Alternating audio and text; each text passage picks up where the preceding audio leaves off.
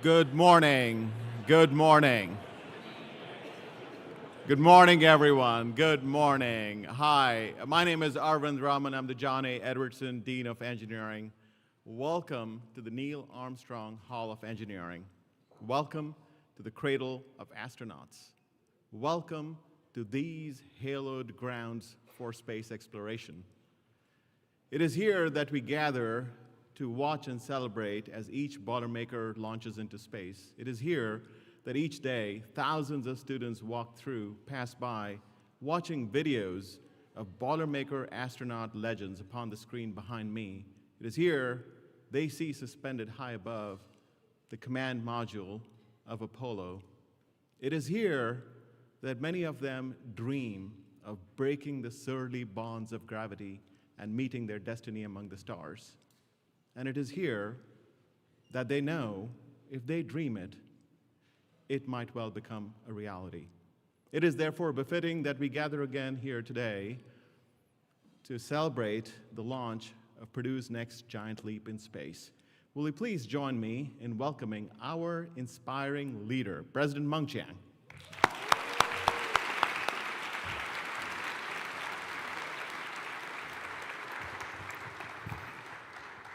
Well, good morning, Boilermakers. I see many inspiring faces. How are you up there? Third floor, second floor. There are extra charges for you to stand there.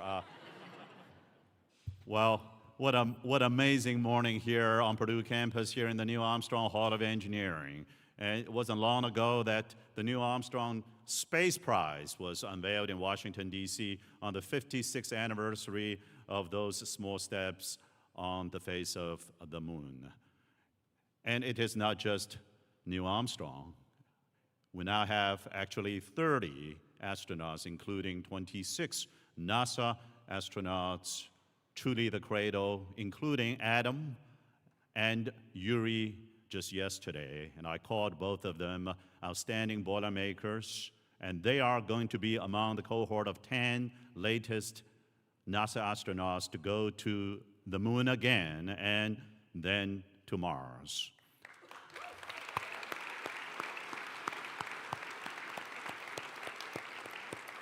And it's not just the NASA astronauts, but also the commercial astronauts as well, including those who take suborbital flights.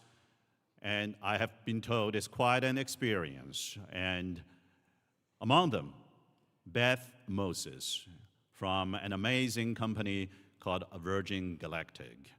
And they are out there to blaze new trails towards that endless frontiers, to inspire us in yet new, different ways. And it's not just the astronauts, it's all of you. Those who work on propulsion and navigation, those who work on building a resilient habitat with manufacturing of pharmaceutical and chips on the moon, those who work on the telescopes and the rovers, and those who work on every single science projects and missions throughout the inspiring history as we look up to the outer space and wonder where we could be. It is all rooted in that Purdue and American spirit of human exploration of outer space. And it is in that same proud spirit and heritage that I stand before you this morning, along with great partners, to announce something that has never been announced before, I believe. With our great partner, Virgin Galactic, we're going to have a suborbital space flight crewed entirely by Boilermakers.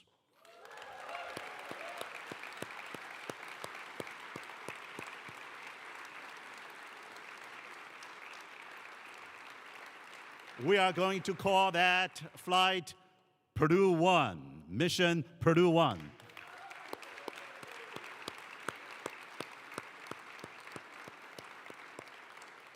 There are usually 6 seats, I'm told. They're going to have to save one for research experimentation facilities. There'll be 5 humans there, including professors, students, and alum.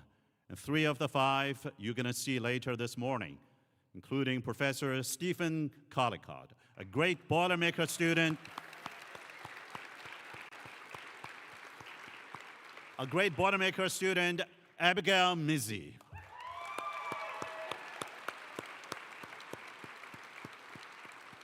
And one of the outstanding alum we have, Jason Williamson.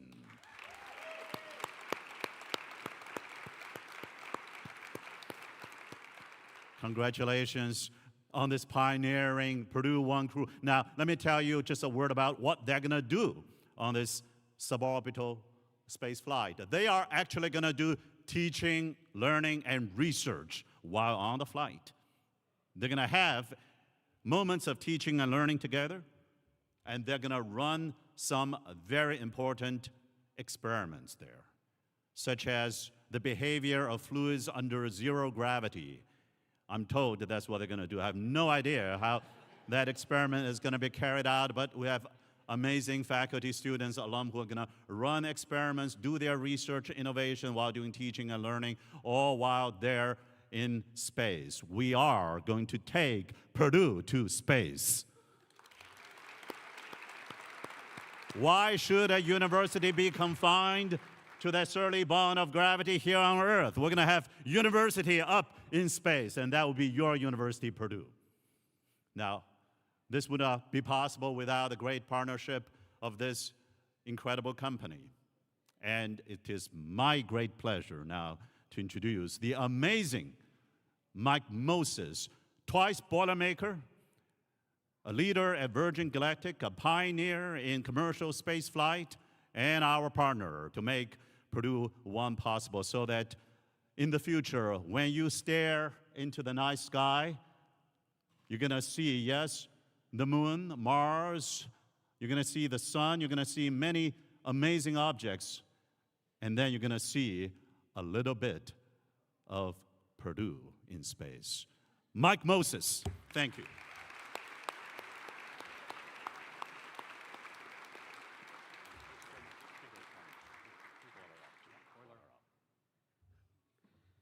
All right, thank you, Dr. Chang. Yeah, I do have to say, boiler up, right? This is amazing, right? Boiler up. Yeah. It's an honor to join here at Purdue University, a place with rich tradition, exploration, innovation. As mentioned, it's also my twice alma mater, bachelor's degree in physics and a master's in aerospace engineering.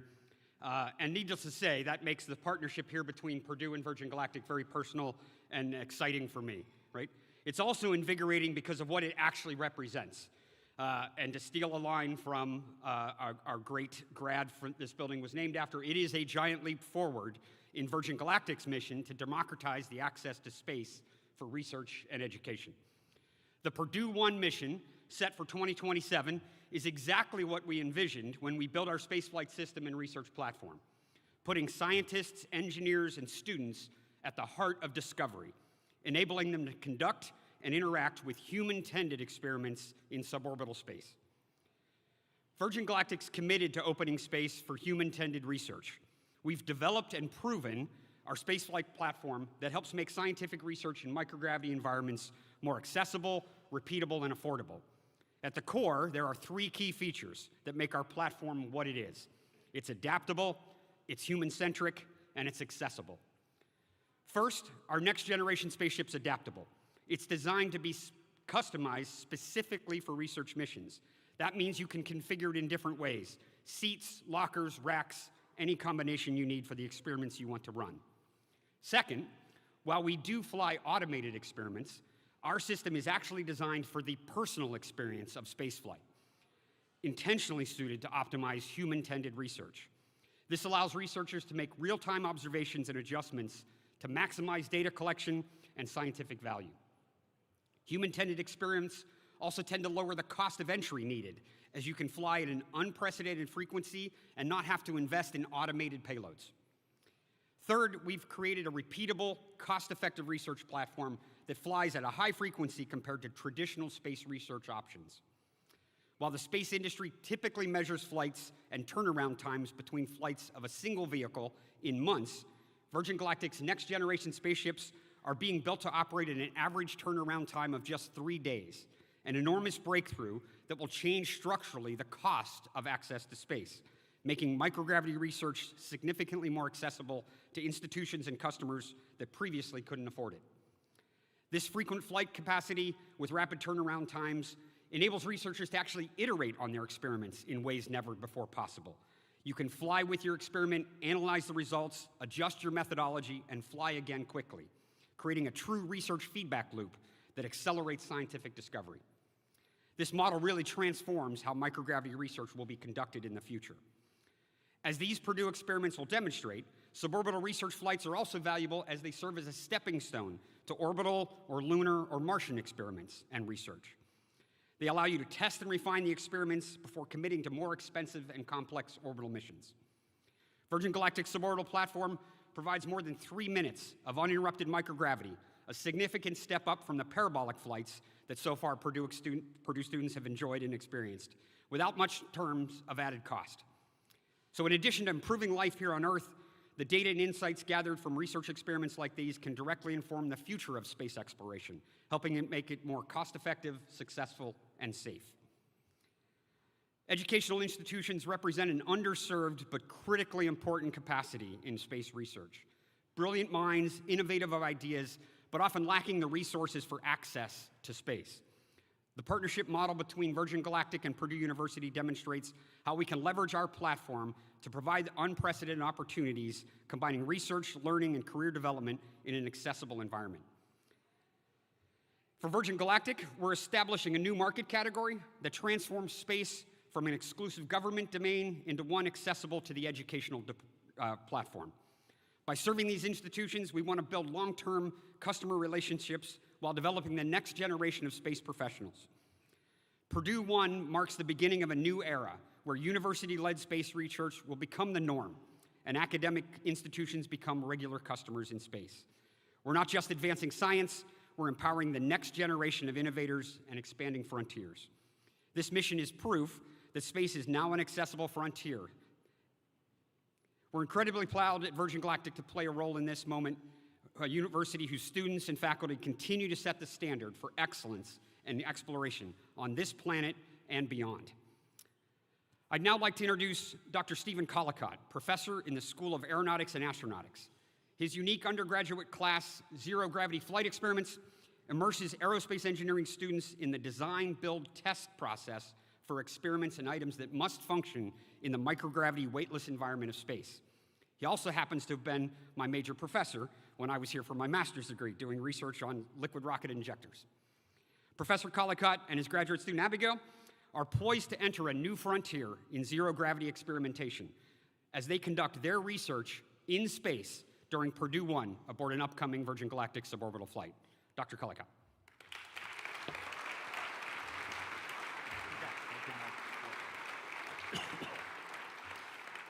Thank you, Mike. That year with you out at our Aerospace Sciences Lab is still a fond memory, and it's just a real joy to be working with you again in this exciting format. But really, where do I begin? There's so many exciting aspects and parts to what President Chang just announced. And obviously, I'm excited to be a part of this mission, and yet my part of this mission is old news. December of 2021, NASA announced the selection of my proposal in a competition that funds my seat and my experiment on this flight. So I'm old news. But that was through NASA's Flight Opportunity Program. But now, Mike Moses just said 2027, right? So I'll be waiting 6 years. It's actually a lot longer than that. I've been waiting since late in the Gemini program when, as a child, I became captivated by the moon race. And I remember where I was watching Neil Armstrong step onto the moon, and right over there is where I stood when I shook his hand at the opening of this beautiful building that I'm so fortunate to go to work in every day.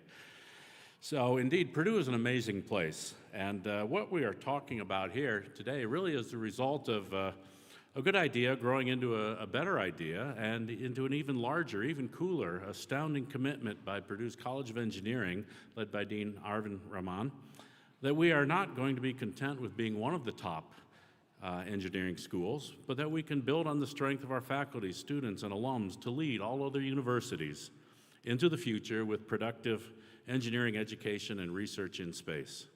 Purdue is truly leading the way, and I'm delighted and excited to be a part of this trailblazing research mission.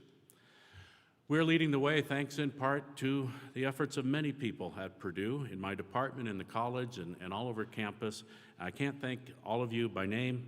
I really want you to know I thank you sincerely for your part in making today and the historic mission that today has announced happen. And spaceflight, throughout industry, spaceflight is a team effort. All right, and Purdue has a great team. My participation in this mission is made possible by NASA's Flight Opportunities Program, and the novel experiment which they are funding focuses on improving the control of a certain type of liquid motion in the weightlessness of spaceflight. Pardon me. Results will be applicable to a variety of spaceflight needs, such as the control of liquid rocket propellants in space, water management in life support systems and plant growth systems in long-duration spaceflight, and even aiding in the design of emergency surgical procedures for long-duration spaceflight. We are taking these experiments up to space because the weightlessness of spaceflight cannot be replicated here on the ground. I'm going to work in suborbital space to advance and to benefit future lengthy Moon and Mars missions. That's pretty cool. Abby, too, her experiment focuses on a different challenge in managing liquids while in weightlessness. The original version of her experiment was funded by NASA Flight Opportunities Program and flew as an automated experiment in June of 2024 on Virgin Galactic. It worked well. Jack Martin here was one of the students helping on site with that on the beautiful Galactic 7 mission. And so certainly I want to thank NASA's Flight Opportunities Program for their support and their confidence in me, and I am very eager to deliver on their confidence in me during this next mission. So we're working hard to succeed with this experiment. But who really is we? Well, me, of course, and my graduate students. Raise your hands. Yeah, okay. And number of technicians and machinists. I saw Tony here and probably Adarsh. And undergraduates in my zero-gravity flight experiment class. Raise your hands. How many of you are here? Yeah, lots of them. All right. And so this is the 30th year of that unique class, design, build, test class, and it provides our students with powerful experiences working on real-world flight experiments in a team-based, multidisciplinary, no answers in the back of the book, engineering education format. And again, Purdue has a great team with which to lead the way.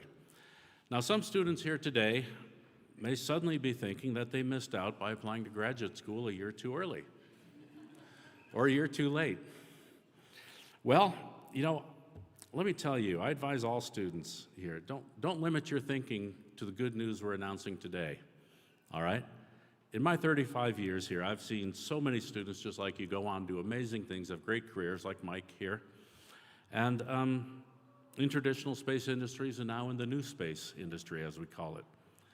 And space industry is advancing so rapidly now that I urge you to consider that you're about to discover unimaginable adventures just ahead of you, beyond what we're doing here, and that's really cool. For example, I read last week a startup company is now contracted to deliver helium-3 from the lunar surface to Earth, to a client on Earth by a given date. That's pretty amazing, okay? That's your future, beyond what we're doing here. And I love that part Mike said about iterative experiments. Sign me up. So, students, don't limit yourselves. Think big. So this mission is big in its own way, too. It's even more than the first graduate student doing their thesis research in space, which is just really cool. It is Purdue One mission with 2 large experiments operated by the researchers is, as Mike said, the start of a new era in scientific research. A few people have flown small pocket experiments. Others have worn medical sensors on suborbital flights. And that's cool, but Purdue One puts experienced fluids researchers into space with the experiments, with substantial experiments, up to 50 pounds each. And that's new and novel, and I think leading the way. Suborbital spaceflight, such as with Virgin Galactic, provides researchers with the highest quality weightlessness for the longest duration possible without going to orbit, and it does so for much, much less cost than going to orbit. So it's an exciting capability. This uniquely American industry has brought a powerful new research laboratory to the open market, and I am so delighted that Purdue One will show others how to work in this new laboratory. And again, Purdue engineering is leading the way. This is very exciting to me today. And now I want to hand off to a great crew member on this mission, who was the most impressive Purdue alumnus, Jason Williamson.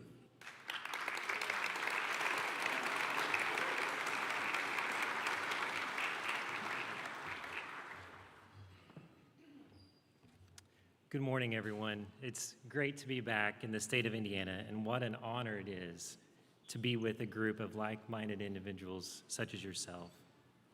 I often have to pinch myself that this opportunity is before me. It seems so surreal to me. But for the record, I'm a professional engineer, not a professional public speaker, so please bear with me as we get through this. When I received the call that I had been selected for Purdue One, I was overwhelmed with several emotions. Surreal, impactful, honored. Those are just a few words that came to my mind, but they couldn't even begin to capture the depth of my feelings when I received that call.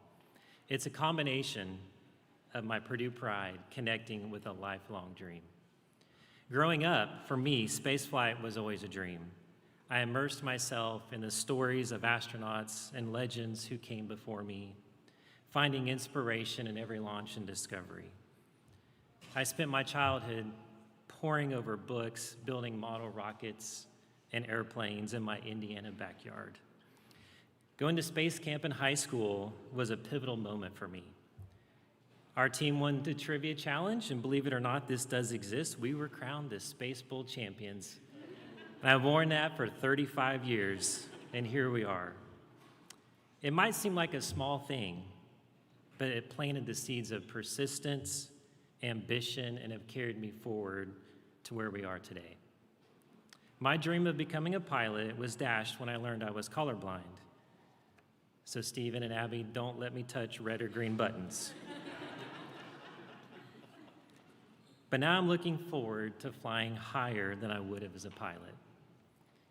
Now here I am, a part of a mission to suborbital spaceflight is proof that barriers can be broken. This moment is more than a personal achievement for me. It's a reminder that if you hold on to your dreams, no obstacles are insurmountable. As I reflect on this milestone, I can't help but think of my time at Purdue. Purdue was the foundation of so much in my life. My education, my values, my belief that big dreams are possible.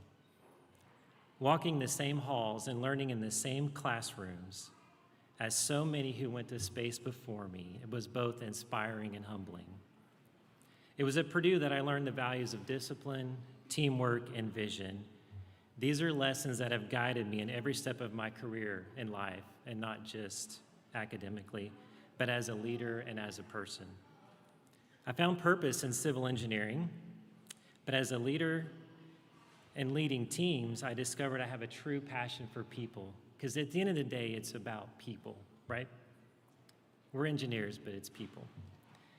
And I am forever proud to be a Boilermaker. For me, this flight is an opportunity to give back to Purdue for all that Purdue has given me. Purdue has instilled into me the values of persistence, curiosity, and bold vision, the very spirit of the next giant leap.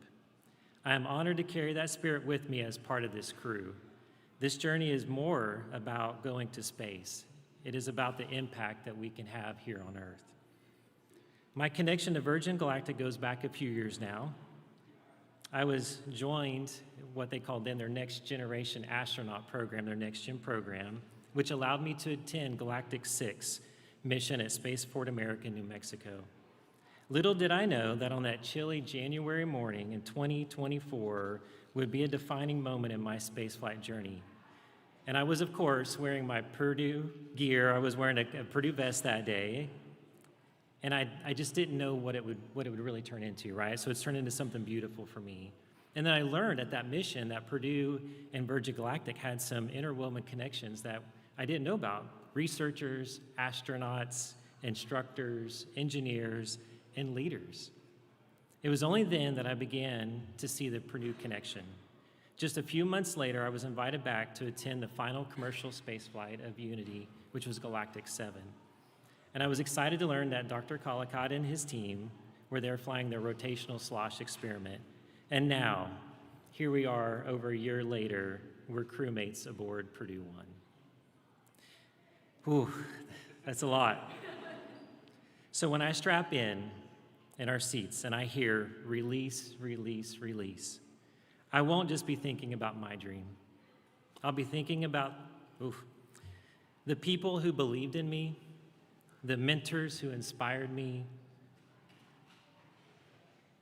the students I've encouraged, and the university that shaped me. I'll be thinking about what it means to represent Purdue on this extraordinary journey. This journey is not just about where we are going, but who we can lift up along the way. I want to express my sincere gratitude to Purdue University, my friends at Virgin Galactic, my coworkers, and my fellow crewmates. And when I met Dr. Collicott recently, he said, "Jason, boiler up, way up." Thank you for that. And now, I would like to introduce graduate student, researcher, and future astronaut, Abby Mizzi.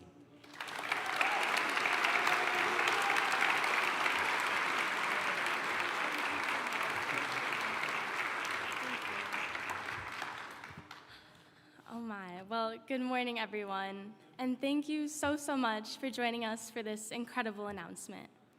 I'm so filled with gratitude and thankfulness, most of all to my family for supporting me every step of the way, from my first visit at Purdue and deciding to become an engineer, to now this next step of grad school and all the challenges and victories that have come already and that are yet to come. Every step has been for them. Now to Purdue, this is the highest honor. My time here as an undergraduate challenged me. It pushed me in ways I never could have imagined and grew me in unexpected, exciting opportunities. That's why, when it came to graduate, I decided that my next step would be graduate school. I wanted to lead research, keep learning from our incredible professors, and mentor undergrads in the research process. Grad school was intimidating, but I was once told that if your next step isn't challenging you and pushing you out of your comfort zone, then maybe it's not the right step. So, from there, that advice carried me here. And a year ago, my plan was simple: to do grad school, work on research, and keep learning. Now, never did I imagine that my research would take me to space. And to get to be doing engineering in space makes it that much better.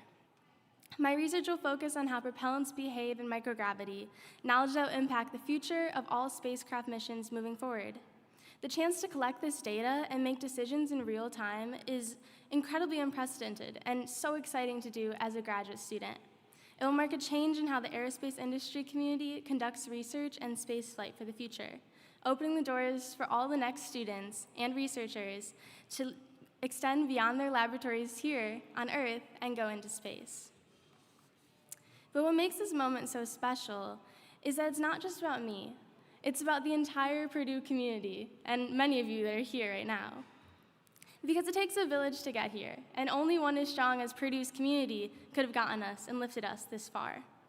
For our alumni who champion the Purdue name, and our faculty who push us to think harder every day, and then to all of the students that are pushing us on all those late nights and really long homework assignments, this slide represents all of us. And at the heart of it all, just as many of us have said today, engineering is about people. Over the next few semesters leading up to this flight, there'll be many undergraduates, even some right now that are already working on the project, helping design it. We'll work with alumni to manufacture our parts that will fly with us, and we'll hear from many more faculty giving us wisdom and guiding us along the way. Every person who touches this mission will be adding a feather to the wings that are lifting us higher. And for me, this journey began in the suburbs of Chicago, where a dream of flying first took hold. Purdue gave me this community, the mentors and the opportunities to turn that dream into a reality. And now, I have the honor of carrying Purdue's black and gold into space, not just for myself, but for every single one of you that have made this moment possible. So thank you. Thank you to my family who first believed in me, to Purdue for giving me the wings to fly, and to this entire community for showing me what it means to dream big together. Today is an incredible day, and I'm so, so grateful to be here. But this is only the beginning. We'll get to carry out so much more research, open the doors for many more students to follow, and lead on, because this is what truly matters. Purdue has always been about shaping what's next. And together, we're just getting started. Thank you.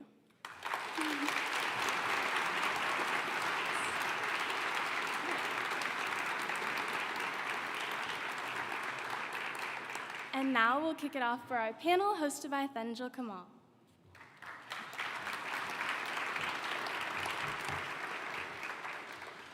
Good morning, everyone. My name is Thendril Kamal, and I'm a senior studying aeronautical and astronautical engineering right here at Purdue. Since age 13, I've dreamed of becoming an astronaut myself, which is what propelled me to an institution like Purdue. As a student witnessing history right here in the making, it's beyond surreal for me to be standing here as your panel moderator for this segment. Today is about something that belongs to all of us. The very first all-Boilermaker spaceflight, Purdue One. Just take that in for a second. The university that sent Neil Armstrong into the moon and an entire cradle of astronauts into orbit is now preparing to launch our very own crew into space. Without further ado, ladies and gentlemen, please join me in welcoming our panelists, Dr. Stephen Collicott, Purdue's very own AE 418 professor and pioneer of reduced gravity research, Jason Williamson, Purdue alum and senior vice president at Dunaway, Abigail Mizzi, Purdue aerospace graduate student, and Jack Martin, a Purdue mechanical engineering PhD student. Dr. Collicott, Jason, and Abby will be our Boilermakers in orbit, and Jack will bring a unique ground crew perspective to this mission through his groundbreaking work on the experiment that will be launching along with the crew.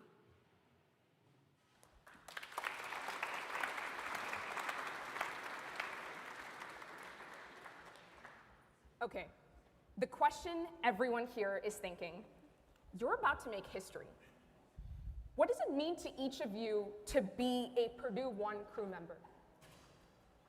Ooh, who wants that one? All right, I'm at the end, I'll start. Obviously exciting, everybody will repeat that comment.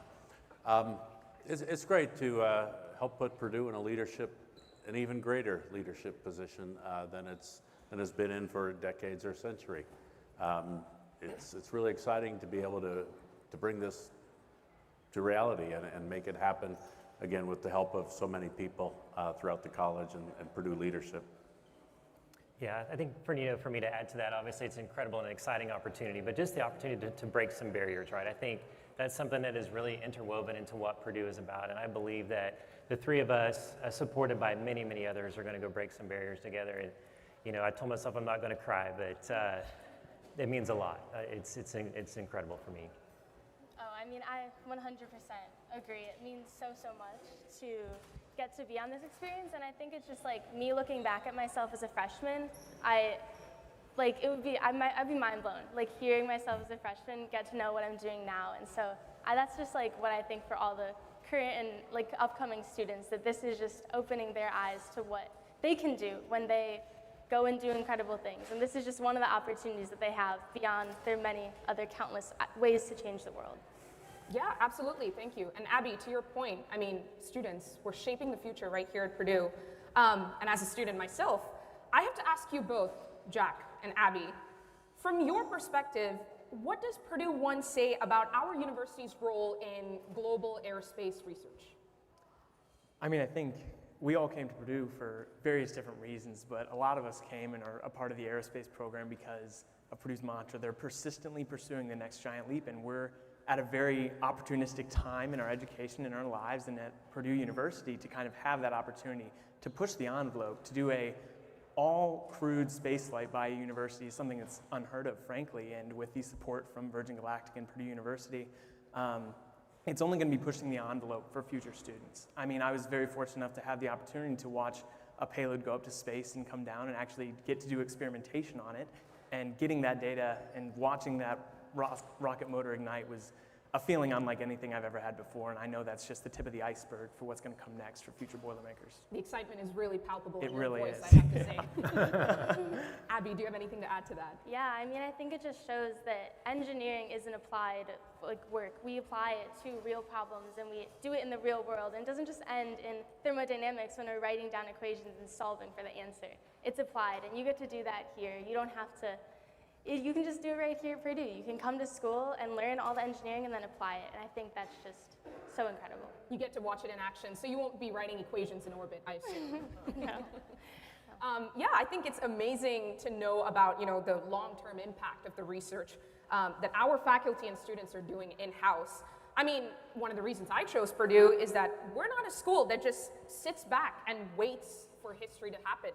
We hit ignition and we make it happen.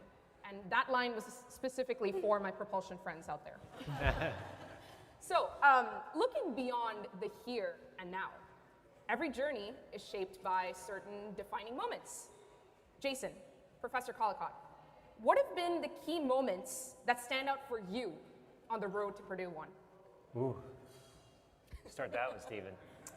Well, they were kind enough to hire me in 1991. That made a big difference. And it's been a great place to work, joking aside. It's been a great career here.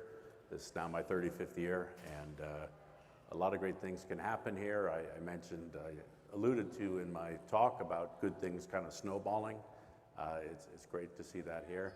My first student weightless parabolic flight project in 96 and 97 started me seriously into this line of experimentation. And now we've had 50 experiments on that airplane and 11 Blue Origin. This will be our second and third Virgin Galactic payloads. So it's just a lot of different things coming together. And and then it was actually one of our alums who got me started with suborbital space industry in 2008. And if John hadn't done that, I don't know if I'd be sitting here. So there's just a lot of things over the years, and just fell in the right order. Yeah, it certainly doesn't feel like happenstance for me. I left the university nearly 30 years ago, started designing nuclear power plants across the United States, buildings and bridges and things of that nature. And obviously that was not in the aerospace, right? But I never lost touch with Purdue. I always felt a bit of gratitude for what Purdue had done for me, volunteering at local schools in the DFW area, working Purdue Pride events. That connection was always there for me, and I wanted to find a way to give back. Come to campus quite frequently and talk to students. But it wasn't until a couple of years ago that I discovered that there is this unique possibility that two of my extreme passions could collide. I met Mike a couple of years ago and Beth, and you see this array of Purdue alum, and you're like, goodness, they are just amazing human individuals. But now here we are. So I think the journey started for me years ago. Vendrell, thank you. It's good. Yeah. Yeah, I'm definitely inspired.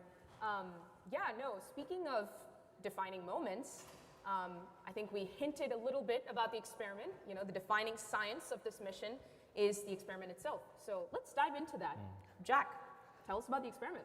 Yeah, I'll try to keep it high level, although I know the people in the crowd are totally going to understand what I'm saying. So the work that we did on the previous one was looking at the propellant in the fuel tank. So we had fuel tanks modeled after the Cassini craft that we put up there, and this was an entirely autonomous payload. So we set it up so that we would actually perturb the liquid inside of these tanks. So then we would be able to observe via cameras inside the system exactly how all this stuff moved around inside of it, which would help us kind of understand exactly how the propellant in these much, much larger tanks is going to be perturbed when we're actually sending stuff up to space. So in the future, what we're going to be doing is actually a human-tended version that Professor Collicott is going to get to interact with, and Abby's going to get to interact with as well. So we're going to take half the autonomy out of it. We're still going to have a little bit in there, but he's going to actually be perturbing it himself, and we're going to get video of that as well. So hopefully in the future, we'll be able to use this for stability. For example, if we want to send a telescope up to space and we want to get a really great image of something way out there, you're looking at a field of view that's maybe 0.001 degree, and if you have a little perturbation in there, you're not going to be able to actually get the angle in the camera shot that you actually want. So hopefully we're going to be able to learn from this and be able to adapt even with like docking systems and kind of push the envelope on what we already know with that and kind of make it a system that we can use our experiment work to further. Wow, that's amazing. How does it feel knowing as an undergraduate student and so on and so forth to PhD level, how does it feel knowing that something you worked on, something with your fingerprints on it is going up to space? Yeah, I'll say when we were down on the ground, there was always the possibility that even if the mothership was up there, that something could happen. So we were waiting for that smoke to come out of the rocket motor. So when we finally looked up and we saw a little tail going up, we were like, oh, it's going, it's officially going up to space. And at that point on, we were just like, please work, because autonomy is a funny thing because it does kind of what it wants. You tell it what to do, but as some of my fellow students know, code works as well as the people who coded it. So we were obviously hopeful that it was going to come back down, but we wouldn't know until we got the box off the craft and actually opened it up and looked at the video. And when we had it in our hands, we were like, man, this thing just came from space, which being somebody who's worked their whole life to get to space, to put work into space, it's really incredible to know that I had a hand in something that actually flew up there. That's fantastic, and honestly quite reassuring to hear as well that the code is going to work as Yeah, intended. theoretically. Theoretically, yes, of course. We don't deal in absolutes, we're engineers. Exactly. Yes, I'm also curious. So we're currently, we're in September 2025. It's a long road to 2027. How do you expect to kind of, get through training and grow together as a crew in the steps up to Purdue One in 2027? Oh gosh, To our crew. I'll just kind of jump in there.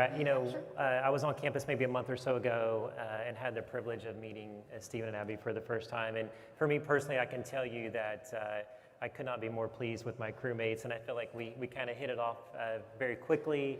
I think we started planning like some trips together. Just get ready, we're gonna need some funds here, but. Doing some zero-G training and go to Navstar, go to Spaceport America perhaps, and go see Delta, things like that I think would be remarkable. And we had a lovely dinner together as a team last night, and we were kind of joking, like whoever is coming with us, we're going to be the selection committee for our fellow crewmates. That's probably not the case, but we're very excited to be working together and spending the next year or two together and really sharing this journey with each other.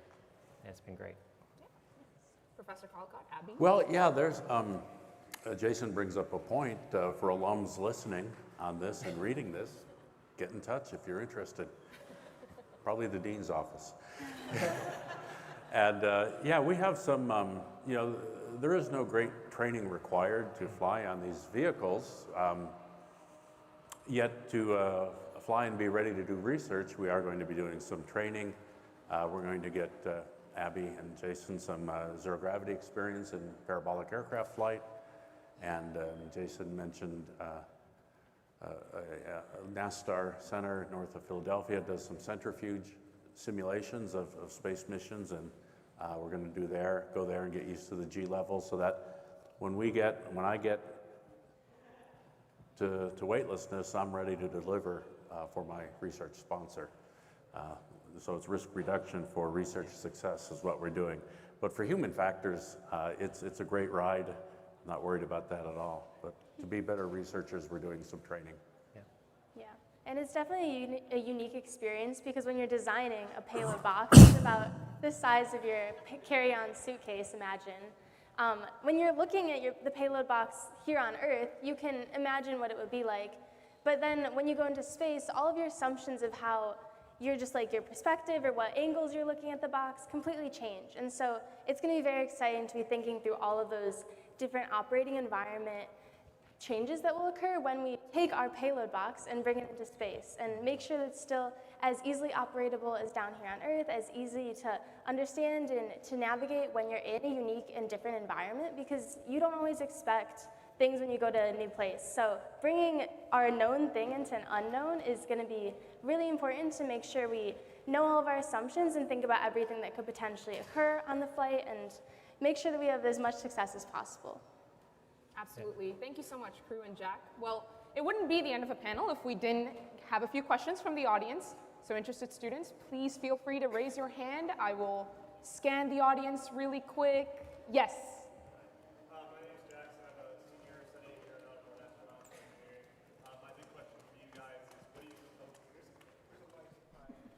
My big question for you guys is, what do you hope this mission will demonstrate about the potential of commercial suborbital flights for advancing science and student learning? Sounds like Don't all Professor rush at Collicott. once. Yeah. All right, everybody's looking at me. I think, like I've said in my talk, it's Purdue leading the way. Leading the way to what? Leading the way into a new era of all kinds of science happening in space. Abby and I talk about fluids. I've made my career here doing fluids research. That's natural for me. But there's many other people out there too. And if you look at, why go to weightlessness? Why go to space? It's really because we can't do that work here on Earth, or it uncovers things about the physics of the behavior on Earth that show up stronger in weightlessness when gravity's gone. So it's all across the board, people wanting to do things. And the fact that this new suborbital commercial space flight, Virgin Galactic, leading the way here, is so much more affordable than any orbital option, and so much more accessible, quicker, and all that. I think it's just going to, the impact of this could be, it just opens the door to other universities following our example and flying their own researchers and students. Yeah, and as students too, we kind of have two paths. As a lot of us want to go into the aerospace industry, there's the private sector and then the public sector. So this is kind of one of those great opportunities to get to experience what commercial space is like. So being on the kind of quote unquote receiving end of the hospitality committee, which Virgin has a phenomenal one, as we were talking about at dinner last night, it's just a really great experience to kind of see, okay, you can kind of understand what the public sector is going to look like, but really with all these different companies, they're all going to be so different. It's really a great opportunity to get to experience the commercial space sector for the first time. Sure, thank you. It looks like we have time for just one more question. I'm seeing, yes, sir. I think there's a microphone. Yep.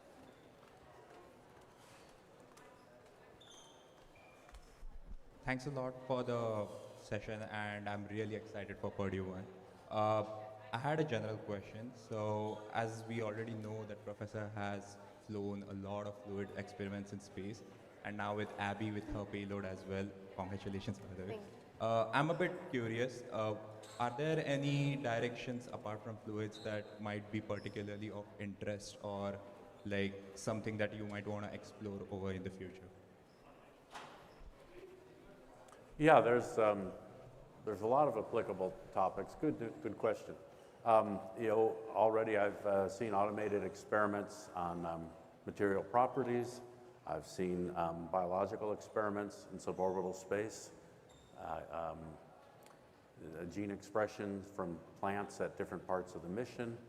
A good friend wants to look out, astronomical observations out the window while up there. Others want to look down, sensors for Earth observation. And atmospheric sampling in this poorly understood region of the atmosphere.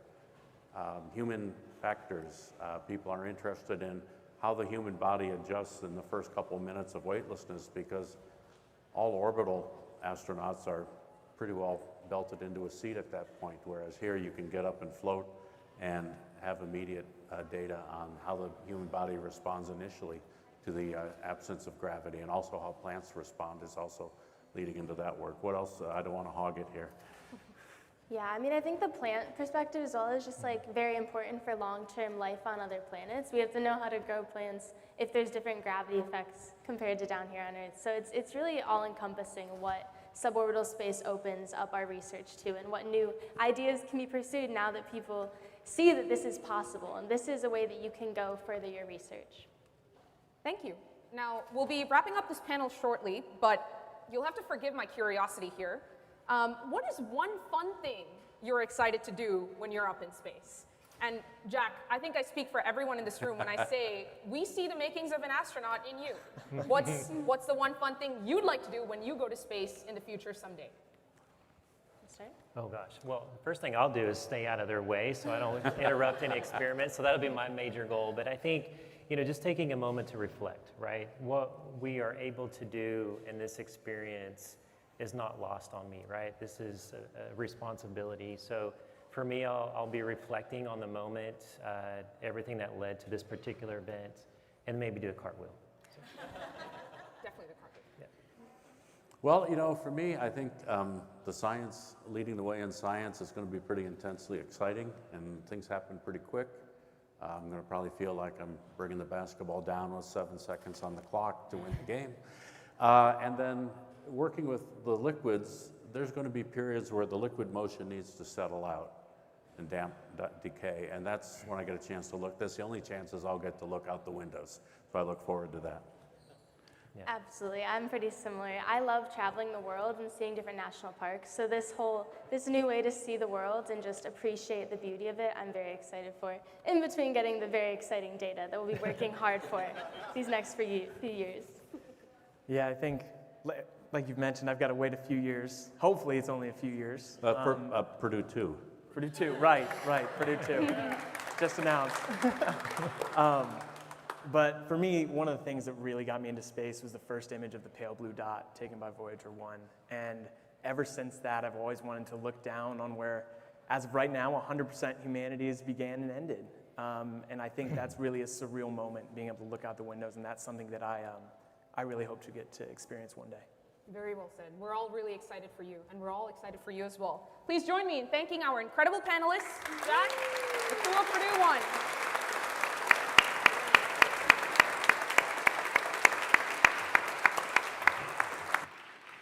Thank you all to every Boilermaker who joined us for this announcement today. Folks, I believe that this isn't just another press event. This is the first time in history that a university has ever sent its own crew into space. That makes today not just a milestone for Purdue University and Virgin Galactic, but for the entire story of commercial spaceflight. In the near future, when Purdue One launches, the world will be watching.